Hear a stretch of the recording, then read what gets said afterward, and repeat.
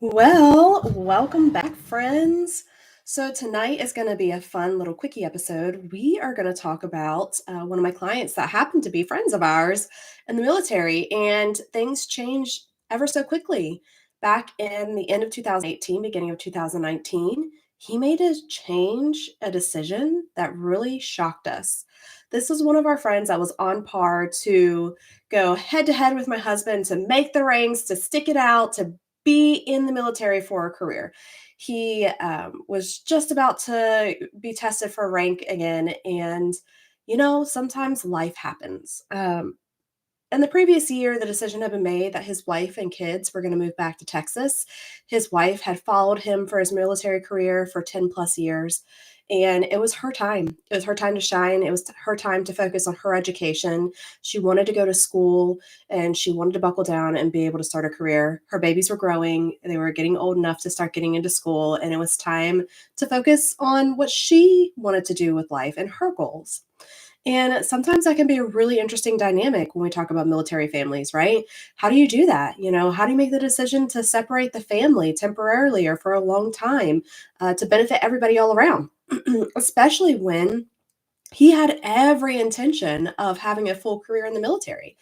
So there was a lot of things to navigate, right? But at that time, what was right for her was to have the support of her family to help with her children while she went to school. In the meantime, right, some not so good choices happened, right? I mean, and it happens to the best of us. Ultimately, our friend got himself in a little bit of a pickle. And that pickle he felt was going to prevent him from making the rank that he wanted. And if he was going to be held back from going up the ladder, then he didn't want any part of it. And this is a decision that happens quite often in the military. And I don't think it's talked about very often. It's kind of like behind closed doors, but it does. There are reprimands for things that happen, whether you are at work or at home. And so often, a lot of military members get slapped on the hand for things that happen when they are not in uniform, when they are not on the base, when they are not at their job. So it really goes to show, and it's a great reminder that military is a way of life. It is a lifestyle and it follows you everywhere you go. So if you're in the military, you really have to mind your P's and Q's, regardless of what the scenario is, where you're at, what you're doing. There are some guidelines that you need to keep in mind and follow. And ultimately, I think in this scenario, it ended up being a situation that there was people at a house and there was underage drinking. He didn't provide alcohol, but he was there. And if you're there and something happens and you knew of it about it, right? Then you're held accountable. And that's really hard. So he made the decision that he wasn't going to be held back. He wasn't going to wait to make rank and go back up the ladder after he got kicked back down a notch or two. And he was going to end his career. So that was really surprising. I mean, it felt like overnight we went from having a conversation of, hey, man, I'm getting ready to test. I'm going to do this. I'm going to do that. I can't wait to be this. I'm hoping that I can get to a different base back closer to home when I put on my rank, right? Like plans were in place. And then all of a sudden the conversation is, I'm getting out. I'm done. I'm not fighting it. I don't want to continue to pursue this. I feel like I was slighted and I'm done. And it's just that fast sometimes that people make these decisions. So we quickly got to work and figured out what we needed to do to get his house ready to put it on the market. He had a couple of specialty things going on in his house, like a special water softener system and a couple of other things. So we really had to pay attention to those and make sure that we had all of our ducks in a row. A lot of times when you are leasing items and you are the owner of the house, that still transfers over to a new person purchasing the house, or you need to give the items back or pay off the lease. So we have to know some of that stuff. It's the same thing with solar panels. If you purchase solar panels and then you want to sell your house, those solar panels probably need to be paid off.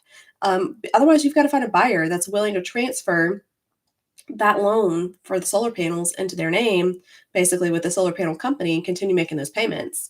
And good luck. I mean, I'm sure it happens every once in a while, but that is not the norm.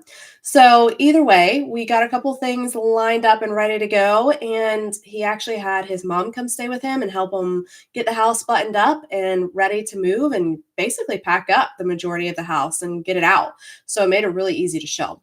And sure enough, we got it sold in the off season at that, so to speak, right? He closed January 19th, 2019. So if we back that up, that means we got a contract in December. And usually we might have people closing in December, but we don't usually have as many buyers in December, right? People don't necessarily want to be out during the holidays spending their time house hunting when they're supposed to be with family. So we got really lucky that we had this hashed out and had it closed before the end of December for him. And I'm going to tell you, sometimes life throws us curveballs and they're not always bad. So, in this particular situation, he did go back to Texas for a while and then he got a job and kind of went on a roller coaster ride. He went to Texas, he went to South Dakota. Now he's either in New Mexico or Florida. I mean, it's just like crazy where life can take you. And he's a government contractor. So ultimately, he's staying in his wheelhouse of what he was doing in the military. He's making decent money as a government contractor and living life and enjoying his family and his beard. Let's be real. All these guys, when they get out of the military, that's the first thing they want to do is grow their beard.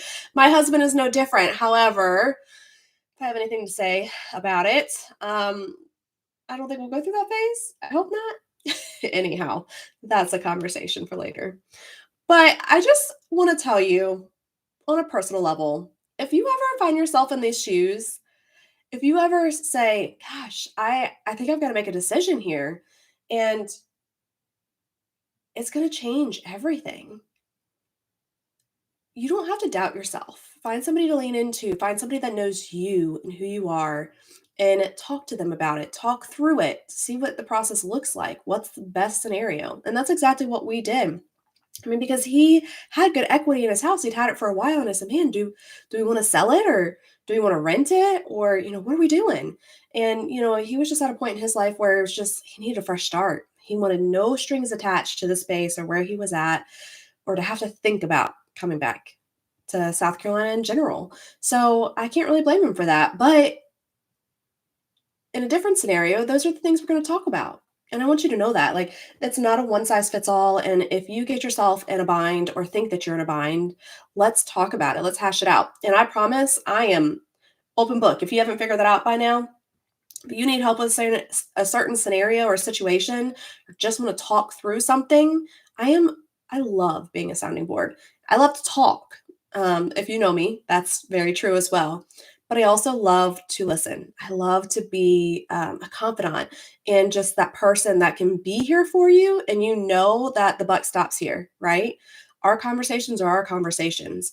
And whatever help you need, I will do my best to provide any and all, whether it's real estate or otherwise. I have amazing connections because of my world in real estate, and I am so graciously willing to help and pass those connections along and do whatever we need to do to help people get on their way. And in this certain situation, right, he did get on his way. He was out before we ever closed on the property. So that means that there's a few loose ends to tie up. We have to maintain the property, keep things going, and have repairs done that typically he probably could have done himself. He was a civil engineer, so he was pretty handy. But sometimes you do what's best. And for him, he just needed to start that new chapter. He needed to get back home. He needed to start a new job, and we were able to button everything up on our ends, easy peasy. So I also want you to remember, if you're going through transitions, you don't have to feel like you're stuck. Okay, like as in location wise, you don't have to feel like you're stuck sitting in that house, staying with that house before you can move forward with the next item, right? Now, sometimes there's like a, hey, I need to sell a house and buy a house, and I can't do one without the other. And there's a little bit of a transition there, right? That has to happen. But in this scenario, right, if we're going to family, we're going somewhere else, and there's already a property waiting for us on the other end, or we have to report, but the house isn't settled yet, you do not physically have to be there for the house to sell. So I want to make sure that you understand that. Like, there are so many different ways to sign the documentation and send it back to the closing attorneys. And when you sell, there's far less paperwork when you're selling, as far as the attorney's office and the title companies go, on your end than when you bought. So it's much easier to be able to have a packet notarized and be able to overnight it back. So I just want to make sure that you understand, you don't ever have to feel stuck. And sometimes it might seem weird to play scenarios out or really talk through it with a realtor or a person that you may not know that well. But most realtors are honestly really good problem solvers. That is our job. We negotiate, we problem solve, we are communicators, right? So we can honestly be really great people to help you get to where you need to go. Our whole world revolves around, okay, this is the goal that what needs to be accomplished. How do we get there? And as much as we do that with properties, we also do that with people's lives and their situations and figuring out, what that looks like for them and how we can make each step happen. So we like to think outside the box. And a lot of times we get super creative. Right now, through all of our changes that we have going on in our world, that's one of the things we were actually warned about, like sternly warned about was, hey, realtors, we know you like to get creative. We know you like to find loopholes and make things happen. Don't do it. Just follow the rules. And I'm going to tell you another thing about realtors. A lot of us are free spirits, meaning like we like to fly by the seat of our pants, right?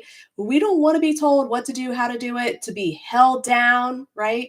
Like you don't get to tell me how I run my business. But there's some people that do get to tell us how to run our business. And in this case, that is definitely the case. They're like, hey, mind your P's and Q's. You are being watched like a hawk, friends. And the good ones are going to prevail. And that's, honestly really good for the real estate industry as a whole. And the fact that the professionals are going to rise to the occasion. And you're going to know that you're working with professionals, which is going to feel good. And honestly, we like working with each other. If you find a true real estate professional, we love it when we get in a transaction with another realtor that we know is up to par and is going to do everything in their power to meet the common goal, and that is to transfer the property and get to the closing table. So, all that to say, my friends, life can throw you lemons. Squeeze those suckers and make some lemonade. And I'm here to help you squeeze those lemons. If you need me, I am always here. And don't be afraid of the changes in life. In this particular situation, like I said, our buddy is honestly probably doing better than he would have been if he stayed in the military in terms of having a family life back again and probably making more money, let's be honest, and getting to do things with his kids and travel. I've seen some of the trips that he's taken with his family, and that's really cool and probably would not have happened if he stayed in the military.